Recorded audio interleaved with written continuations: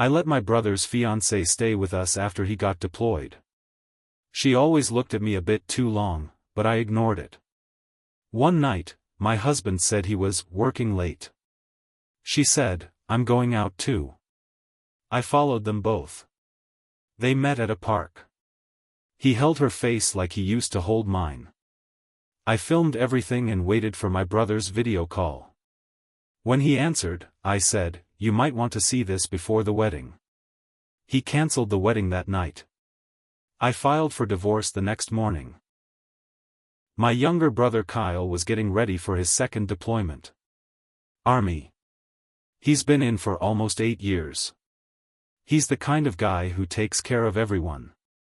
Never asks for help, never complains. His fiancée Rachel had just moved from Arkansas to be closer to him. She didn't have family in town, no job yet, and Kyle didn't want her sitting alone in a new city while he was overseas. I'm married, no kids, and we've got a spare room. So Kyle asked me if Rachel could stay with us for a while. Just until he got back. I didn't even hesitate. I said yes.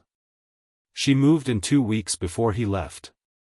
At first, everything seemed fine. Rachel was quiet, polite.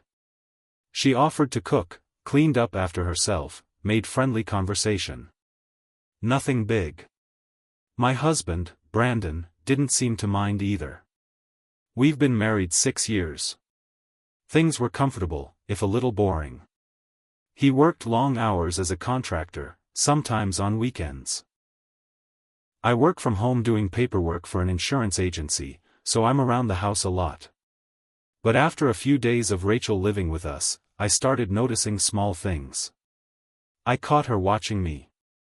Like, really watching. Not in a curious or friendly way. It was, long stares. Sometimes when I walked into the room, she'd already be looking at me. She always smiled like it was nothing. But it happened too often to ignore. She asked weird questions too. About my marriage. About Brandon. What kind of things he liked to do. If we ever argued. At first, I chalked it up to nervousness. Maybe she was scared about Kyle being deployed, and she needed something to talk about. But it didn't stop. If anything, it got worse. She inserted herself into every room I was in. If I was in the kitchen, she needed to grab something. If I was folding laundry, she suddenly wanted to help. I told Brandon once, she watches me a little too closely. He laughed it off. Said, she's probably just nervous. I let it go. But it didn't go away. A month after Kyle left, Brandon started working late. Not just once in a while. I'm talking 3-4 nights a week. He'd leave after dinner, say there was a job running behind, and come home after midnight. No texts while he was out. No calls. At the same time, Rachel started going out too. She never told me where. Just said she was meeting a friend or going for a drive. One time, she came home past midnight wearing lipstick and smelling like a bar. When I asked how her night was, she just said, "Fine," and went straight to her room.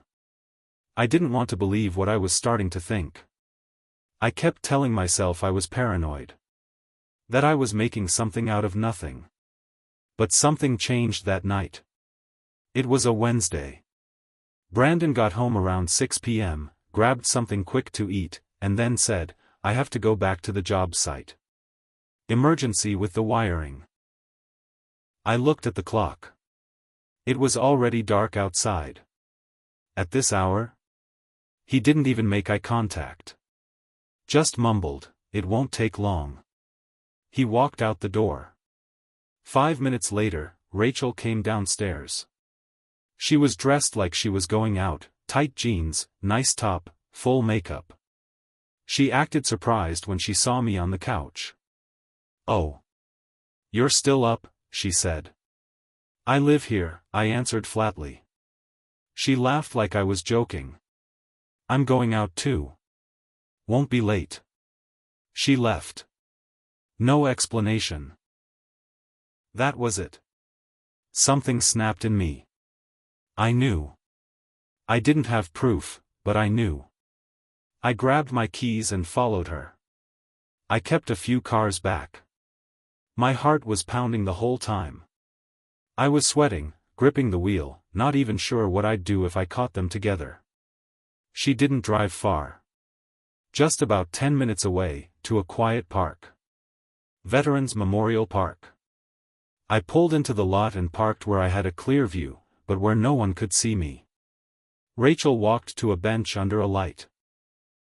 And then I saw Brandon. He was already there, waiting. I froze.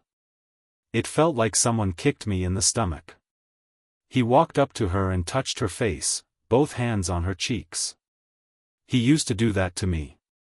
When we were dating. When we were close. When we still mattered. She leaned in. He didn't pull away. I recorded the whole thing on my phone. My hands were shaking, but I held it steady. I needed proof. I needed to see it. They didn't see me. They didn't even look around. Just two people in their own little world, acting like no one else mattered. I drove home and sat in the driveway for a long time. I didn't cry. I didn't scream. I just felt hollow. I waited up. Pretended to be asleep when they came in. She came back first. Then him, maybe 15 minutes later. He climbed into bed next to me, like nothing happened. The next morning, I made coffee and waited until I was alone. Then I texted Kyle, "Hey. Can you call me when you're free? It's serious." He called that night. His face popped up on the screen, tired, sunburned, smiling. "What's going on, sis?" I didn't answer. Just played the video. His face changed as soon as he saw them. The smile disappeared. His jaw clenched. He didn't even blink. When it ended, he said, "That's Brandon." I nodded. "And Rachel?" "Yeah." He was silent for a long time. Then he said, "Thanks for telling me." He ended the call. That night, he called off the wedding. I don't know what he said to her, but by the next morning, Rachel was gone. She didn't pack quietly either. She slammed drawers, stomped around, didn't say a word to me. She left before noon. And I filed for divorce. Brandon didn't even bother pretending he was surprised. He walked in the door that evening, saw the divorce papers on the kitchen table, and just stood there. Didn't touch them. Didn't say a word at first. Finally, he muttered, "So you know." I didn't say anything. He sat down across from me. For a moment, he looked tired. Not guilty, just annoyed, like someone whose little secret had been inconveniently exposed. "She was just lonely," he said. I looked up from my mug. So was I. He didn't answer that. Instead, he said, "It wasn't serious. It just happened. I didn't mean to hurt you." That's the part that burned. He did hurt me. He looked me in the eyes every day while sneaking around with my brother's fiancée. And now he wanted to act like it was a mistake that slipped out of his control. "Get out," I said. "You've got till the end of the week." He moved in with a friend. Or at least that's what he told people. A few of our neighbors started asking questions. They'd seen Rachel around. They'd noticed things. And gossip travels fast in small towns. I live in Denton, Texas. Not tiny, but small enough that everybody knows everybody else's business. By the end of that week, I got a text from my coworker Danielle. "Did Brandon really sleep with Kyle's girl?" I didn't answer. I didn't have to. That's when things got worse. Kyle wasn't handling it well overseas. He messaged me a few days after the video and said Rachel had tried to call him 5 times, left voicemails crying and blaming me. Said I set her up. Said I was jealous. Said I wanted Brandon to leave me and used her as bait. She was unraveling. She even came back to the house one night. I was watching TV around 10 p.m. when the doorbell rang. When I opened it, there she was, Rachel, hair a mess, eyes red, reeking of perfume and liquor. "I need to talk to you," she said. "No," I answered. "You need to leave." She pushed her way in. "You think you're better than me?" she hissed. "You think Kyle would have ever proposed if he really knew what kind of bitter bitch you are?" I stood my ground. "I saw you with my husband, Rachel. You don't get to twist this." Her voice got higher, faster. "You always looked at me like you were waiting for me to screw up. Like you were just waiting to run to Kyle." I said, "I didn't have to wait. You did it all on your own." She slapped me. I didn't hit her back. I just pulled out my phone and said, "You've got 5 seconds before I call the cops." She stared at me for a moment, breathing hard, and then stumbled back out the door. The next morning, I filed for a restraining order. That same week, I started getting weird messages online. Fake accounts commenting on my posts, calling me a liar, saying I set up Rachel. One of them said I destroyed a military family. Brandon wasn't quiet either.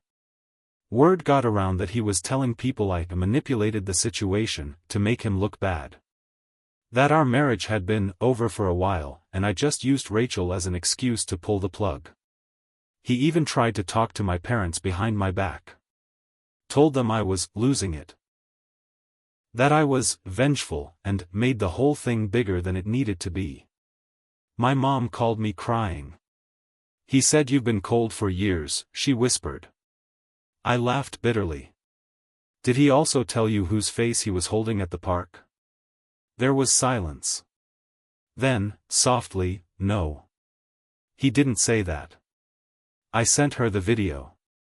She stopped defending him after that. But Rachel, she didn't let go. One night, I came home and found flowers on my porch. No card. Just a bouquet of red roses in a dirty glass jar. I knew it was her. It wasn't romantic. It was a warning. A reminder. A week later, Kyle's best friend, Marcos, showed up at my door. He looked angry. He came straight in and said, "Rachel called me. She says you ruined her life. Said Kyle's not responding to her. Said she's suicidal." I sighed. "She's playing you." He sat down, hands clenched. "Kyle won't talk to me either. He's cut off everyone. He's been in his own head since that video." I handed him a flash drive. "You want to know the truth? Watch it. Don't just take my word for it." He left without another word. The next morning, he texted, "I'm sorry. I didn't know it was that bad." Things weren't cooling down. They were getting worse. People were picking sides. Some said I should have gone straight to Rachel. Others said I should have tried to save the marriage. That divorce was too harsh. That I didn't give Brandon a chance to explain. But the truth is, I didn't want to hear it. And I still don't. Because this wasn't about a one-time mistake. It was about betrayal. And not just from a husband, but from someone I welcomed into my home. Someone my brother was ready to marry. I didn't start this war. But now I was in the middle of it. 2 weeks after Brandon moved out, I came home to a broken window. The back door was cracked, glass scattered in the mudroom. Nothing big was missing. Not the TV. Not my laptop.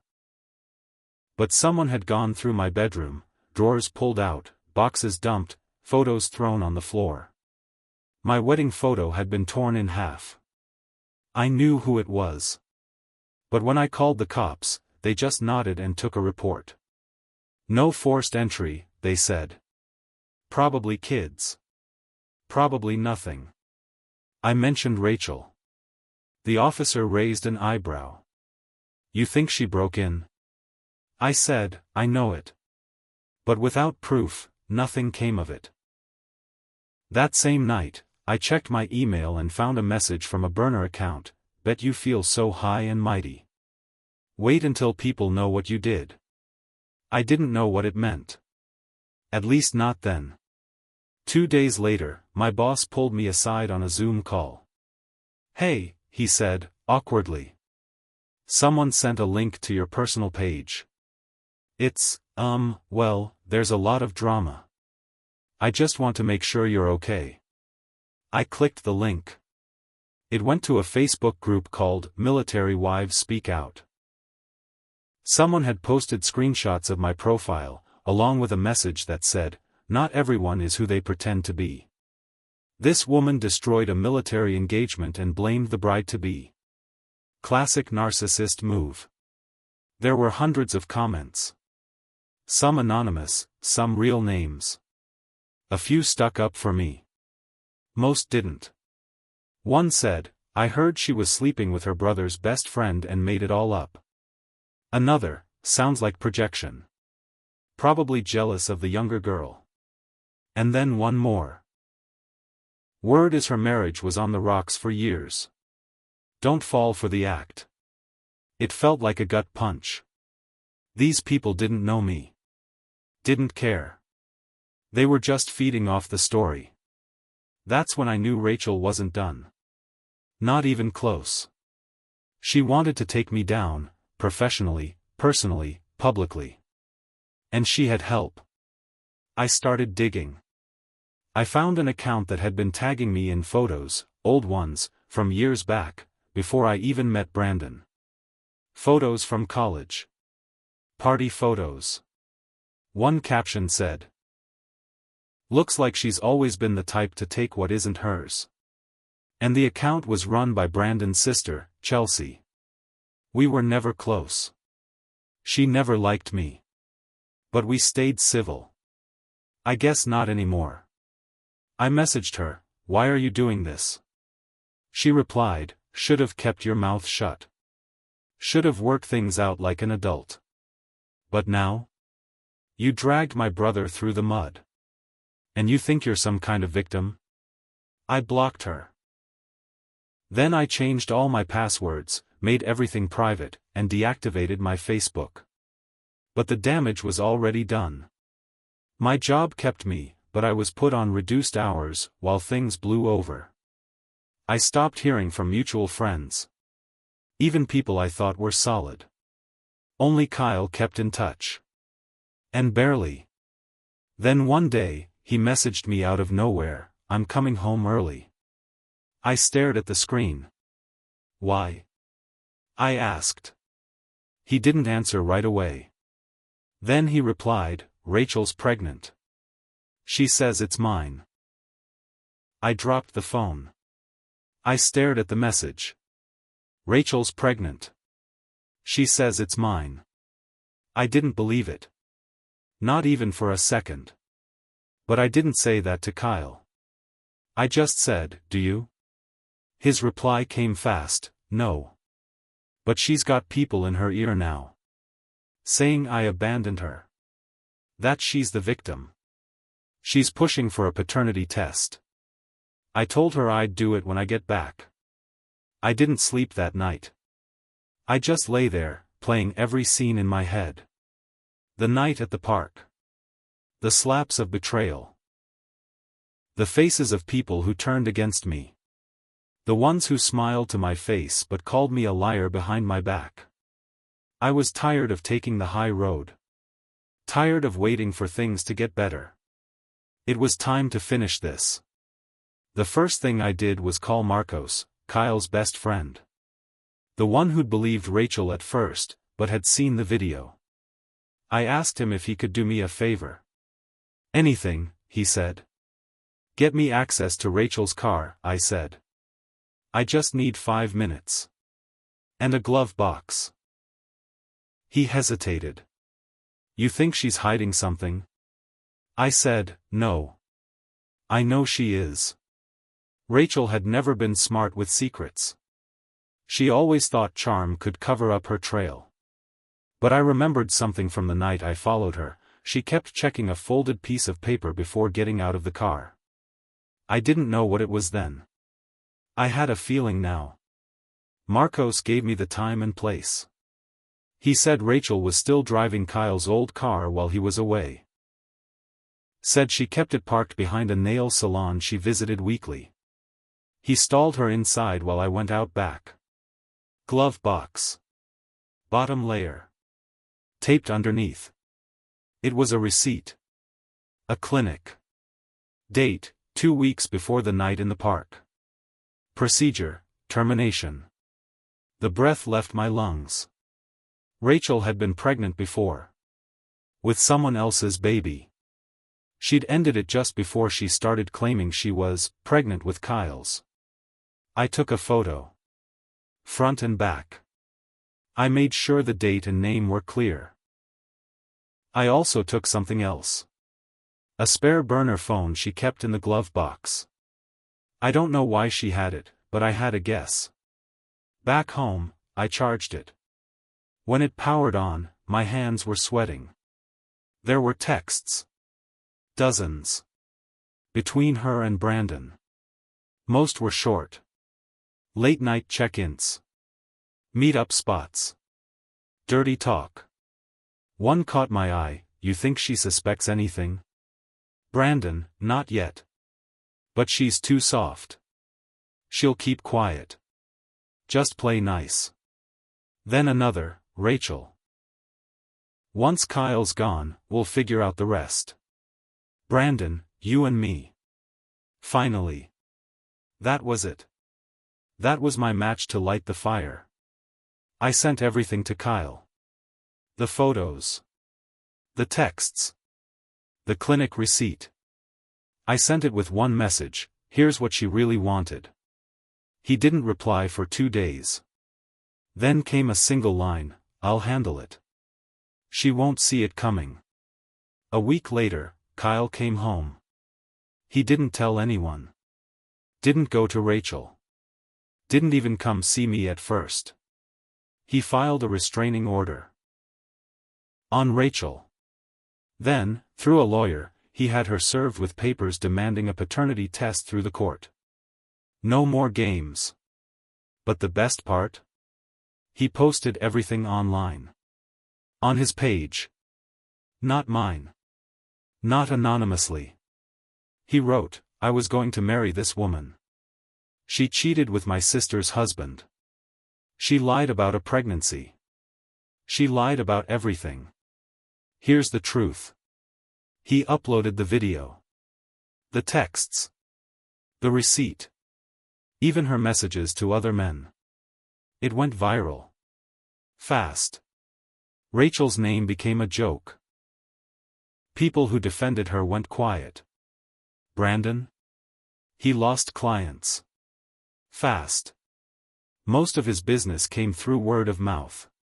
Once people knew he was the guy sneaking around with his fiancée's soon-to-be sister-in-law, that dried up. One of his clients canceled a $30,000 remodel contract. Another refused to pay for work that wasn't finished. He tried suing them. Lost both. Chelsea, his sister, got dragged too. Screenshots of her posts were exposed, including the one where she joked about Rachel leveling up. Someone posted, looks like you bet on the wrong horse. Rachel tried to fight back. She posted a sobbing video. Denied everything. Said she was being bullied by a military family. But no one bought it. Kyle blocked her. And Brandon. And everyone connected to them. Me? I moved. I needed a clean start. New town. New job. I packed up and left Denton. Left the gossip, the whispers, the scars. Before I left, I got a letter in the mail. No return address. Inside was a photo. Torn in half. Me and Brandon, on our wedding day. On the back, someone had written, "You were never enough for him." I burned it. And I smiled while I did. Because now, I was finally free. Free of fake smiles. Free of betrayal. Free of being the quiet one. And I didn't need revenge anymore. I had the truth. And they had to live with it. Every single day.